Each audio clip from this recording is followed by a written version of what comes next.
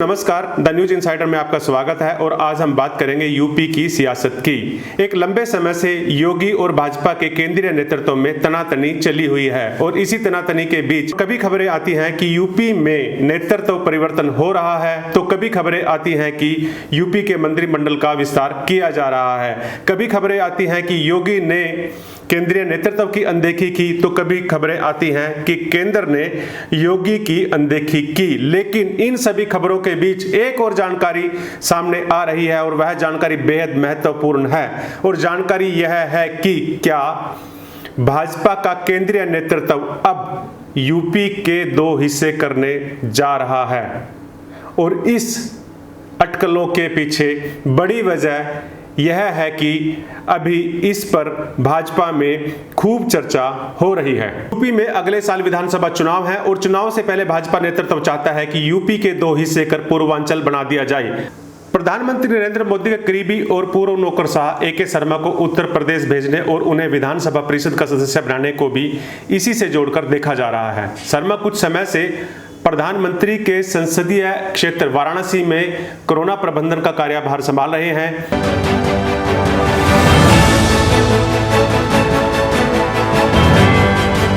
तो मुद्दा यह है कि योगी क्यों पूर्वांचल राज्य नहीं चाह रहे, योगी क्यों यूपी के दो हिस्से नहीं चाहते। और इसकी बड़ी वजह यह है कि अगर पूर्वांचल बनता है तो योगी का क्षेत्र गोरखपुर भी पूर्वांचल के हिस्से में ही आ जाएगा। और यही वजह है कि योगी भाजपा केंद्रीय नेतृत्व के इस निर्णय से थोड़े नाराज हैं।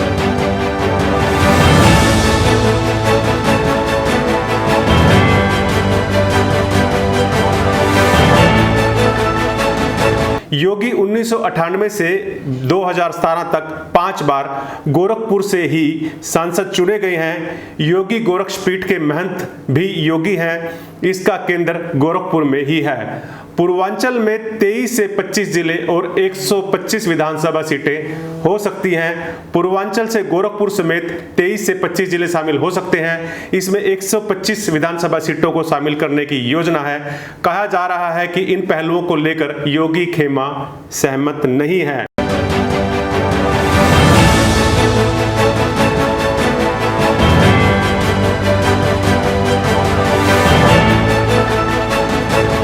गौरतलब है कि अलग पूर्वांचल, बुंदेलखंड और हरित प्रदेश की मांग यूपी में लंबे समय से चल रही है। हालांकि पहले योगी सरकार ने पूर्वांचल के विकास के लिए 28 जिलों का चयन किया था। पूर्वांचल जीतने वाला ही सत्ता पर काबिज होता है और योगी खेमा इस बात को अच्छे से जानता है। सत्ता का रास्ता पूर्वांचल से होकर ही गुजरता है। जिसके पास पूर्वांचल से अधिक सीटें आई वही यहाँ की सत्ता पर काबिज होता है। बीते 27 साल में हुए चुनाव को देखें तो पूर्वांचल का मतदाता कभी किसी एक पार्टी के साथ नहीं रहा। 2017 में 27 साल बाद भाजपा को प्रचंड बहुमत मिला, लेकिन 10 जिलों में वह फिर भी कमजोर रही।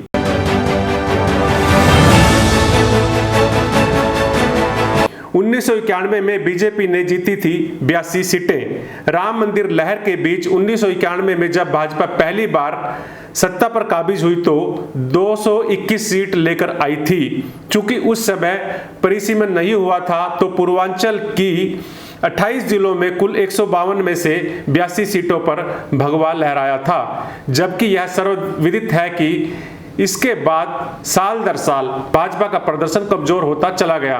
1991 के बाद 2017 में भाजपा को पूर्वांचल की 28 जिलों की 164 विधानसभा सीटों में से 115 सीट ही मिली थी, जो कि भाजपा का अब तक का रिकॉर्ड है। 10 जिलों में भाजपा को जोर देना होगा। 28 जिलों में शामिल 10 जिलों में भाजपा अभी भी कमजोर है, जबकि समाजवादी पार्टी का दबदबा यहां पे बना हुआ है। कुछ जिले ऐसे हैं जहां 2017 में भाजपा ने बढ़त बनाई है, लेकिन 2022 चुनाव में यह बढ़त बनी रहे इस बात पर आशंका है। इन 10 जिलों में शामिल है 3 जिलों में परिसीमन के बाद सीटों की गिनती में फेरबदल हुआ है। पूर्वांचल में क्यों कमजोर पड़ जाती है भाजपा? इसके पीछे जानकारों का मानना है कि भाजपा का पूर्वांचल में कोई वोट बैंक नहीं है। यहाँ कभी धर्म तो कभी जातिवाद चलता है। यही वजह है कि कभी ब्राह्मण दलित मुसलमान समीकरण के बहाने बसपा और कभी मुस्लिम यादव समीकरण के बहाने सपा ने यहाँ बहुमत हासिल किया है। इसी तरह जब हिंदुत्व का भाव भाजपा ने जगाया तब भाजपा को बहुमत मिला। 1991 के बाद भाजपा इसलिए कमजोर पड़ी क्योंकि उनके पास ऐसा कोई मुद्दा या कोई समीकरण नहीं था जिससे वह हिंदुत्व का एजेंडा खड़ा कर सके।